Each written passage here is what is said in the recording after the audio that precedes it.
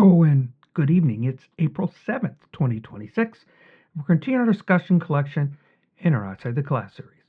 Remember this series, well, the Bible Project. It covers the entire Tanakh, known as the Hebrew Bible, the Old Testament. Those source videos are available for your review. They're on TheDustyFeet.com in the Outside the Class section. Because the intent of Outside the Class, you to listen to that in-class lecture first. Those will be those short overview videos. Then we expand this conversation, and then we try to keep these to about 15 minutes. Make them easy to catch up on. So we are on a quest, scroll by scroll, book by book, a journey through this collection, just maybe with a fun and different twist. Our hope with the Dusty Feet is to foster discussion and to help build and support communities. If you're not already connected to a community or just want to share and interact, this community has 4 primary ways to interact. 1. TheDustyFeet.com. That's our primary place to find everything. You are always free to comment. 2. Substack. Link is in the description below. It's designed around the written and spoken text. It's a place to connect to ourselves and others. 3. Facebook at The Dusty Feet. These videos and other videos are also available for comment and discussion. 4. And as always, you're welcome to send an email to bob@thedustyfeet.com. These places, they will be moderated and guidelines will be set to ensure healthy, safe discussion. And as always on The Dusty Feet, this is a place where we can safely explore the endless ways of God and the interconnection of His creation. Belief understandings may be challenged, divine misunderstandings may exist, and traditional teachings might falter as we pursue connection, context, and community with God and each other here in an environment of grace and love. Oh, and of course, before we forget, if you do find these kinds of podcasts useful, please click that subscribe button. But those reminders, they just help you. But also, if you think these might be useful to others, it's when you click that like button, because that is how YouTube chooses to share these to more people, if they wish. So in this series, we're going to cover the entire Tanakh, or the Old Testament, but we're going to do it in the original order of the Hebrew Scriptures. And remember, the videos we're going to be discussing, they're always just the tip of an iceberg. They are part of an entire learning series. I highly recommend them. And all of them are available at the Bible Project. Because we're going to ask many questions about all kinds of things. Answers, we'll see. Samuel, second scroll. It's our part 21. I love challenging stories in Scripture. Part of what I mean by that is that when we get into stories, we get into things we hear, and we know that somebody else has been told the why of the story, right? The why, what's happening. However, maybe not everyone else in the story is going to know, right? Because we have this story of a famine. We have the famine in the land, and it goes on for 3 years. 3 years. And David, well, he keeps going to God, talking about it each year, and God gives David the answer. It's just not super clear whether God hadn't told him for 3 years, right? Or was it just the end of the 3rd year? Had he told him every year, or just the end of the 3rd year? Because he tells him eventually, I just wonder if the people still don't know. They just have to live through it. God is telling him everything. It's not super clear of the reason. The timing of the answer isn't super clear, right? But the reason itself, oh, that is, right? Because another thing I see in Scripture is that we're not accountable for someone else's sin, right? God will deal with whomever they are and their sin, and God will deal with me, whoever I am, and in my sin. Yet I think we're also very clear about, at least in Scripture, that we can still be affected by somebody's sin. And one of the interesting parts is that the people that sin, right, there might not actually be around to experience what's also being affected by that sin. I think it's just a complicated way to say that Saul, he's not around for this. And yet the reason that they're going through it is all a decision by Saul. He made it a long time ago. So let's pick up chapter 21. We'll start in verse 1. Now there was a famine in the days of David for 3 years, year after year, and David sought the presence of the Lord. And the Lord said, "It's for Saul and his bloody house, because he put the Gibeonites to death." So the king called the Gibeonites, told them, right? Now the Gibeonites were not of the sons of Israel, but of the remnant of the Ammonites, right? The sons of Israel had made a covenant with them, but Saul had sought to kill them in his zeal for the sons of Israel and Judah. Thus David said to the Gibeonites, "What should I do for you? And how can I make atonement that you may bless the inheritance of the Lord?"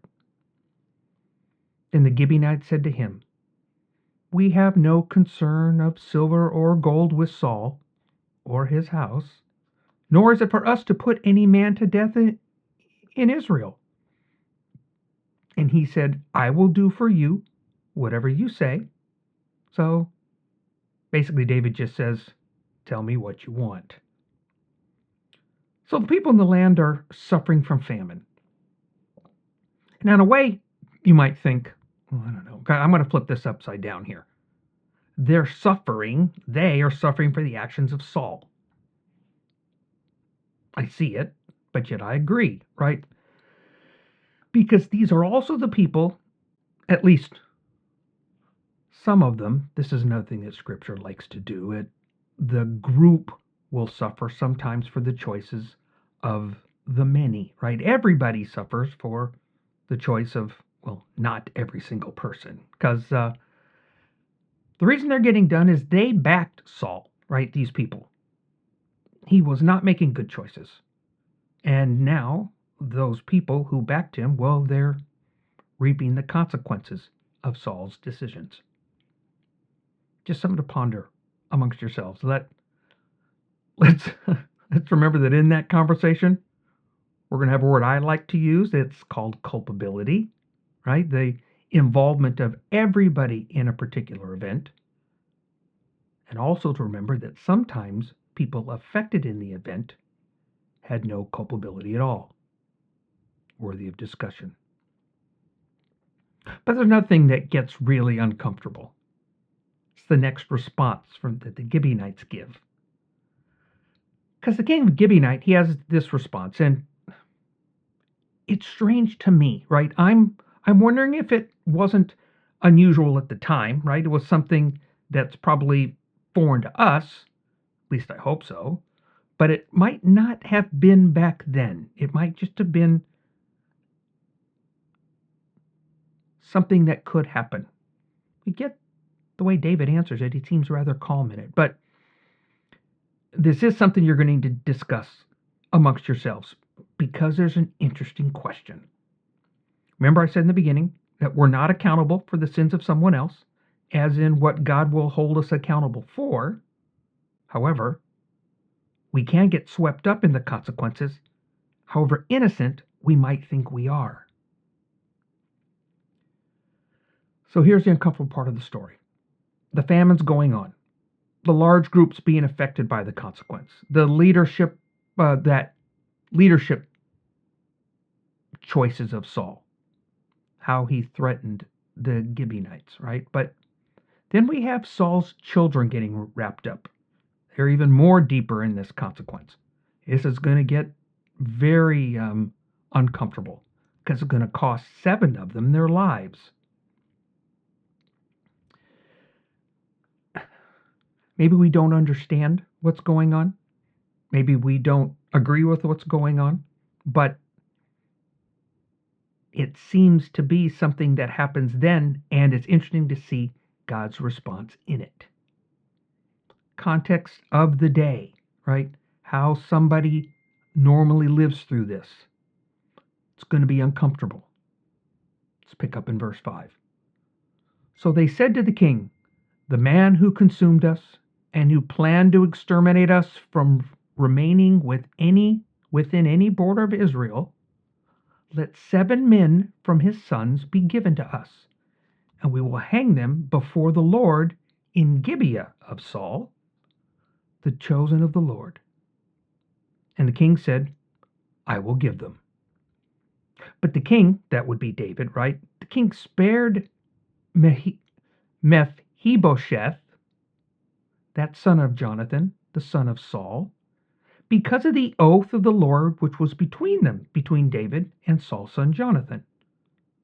So the king took the 2 sons of Rizpah, the daughter of Aiah, Ammoni and Mephibosheth, who she had borne to Saul, and the 5 sons of Merab, the daughter of Saul, whom she had borne to Adriel, the son of Barzillai, the Mehothalite, right? Then he gave them into the hands of the Gibeonites, and they hanged them in the mountain before the Lord, so that the 7 of them fell together, and they were put to death in the first days of harvest, the beginning of the barley harvest. So 7 children of Saul were put to death because of his treatment of these people. And it was really not good treatment. And it cost 7 people, well, it cost them their lives. Saul threatened death, even killed some. There's a consequence. So one of the things I looked at and made you think about, is that how they did this? Is that how it's done? And that they did do it. Well, they did it in front of God. They're letting God know, in their eyes, for them, this is justice. This is making sure that the covenant stays intact with justice. This was justice for Saul's actions. It's an interesting point to ponder. So please, talk amongst yourselves. This is worthy of some discussion. But I think there's another point to discuss, and I'll call it an upswing in this thing of interest, that what good comes out of tragedy, right? It's the actions of the mother of 2 of the sons that are part of those 7s. It's Rizpah. What she does, it's impactful. So much so that David gets wind of it. It impacts him so much that, well, he acts alongside her. It's an interesting story. Pick up verse 10. And Rizpah, the daughter of Aiah, took sackcloth and spread it for herself on the rock, from the beginning of the harvest until it rained on them from the sky. And she allowed neither the birds of the sky to rest on them by day, or the beasts of the field by night. And when it was told David that what Rizpah, the daughter of Aiah, the concubine of Saul, what she'd done, then David went, took the bones of Saul and the bones of Jonathan, his son, from the men of Jabesh Gilead, remember, who had stolen them from the open square at Bethshan, where the Philistines had hanged them on the day the Philistines struck down Saul of Gilboa. And he brought up the bones of Saul and the bones of Jonathan from him there, and they gathered the bones of those who had been hanged. And they buried the bones of Saul and Jonathan his son in the country of Benjamin, in Zelah, in the grave of Kish his father.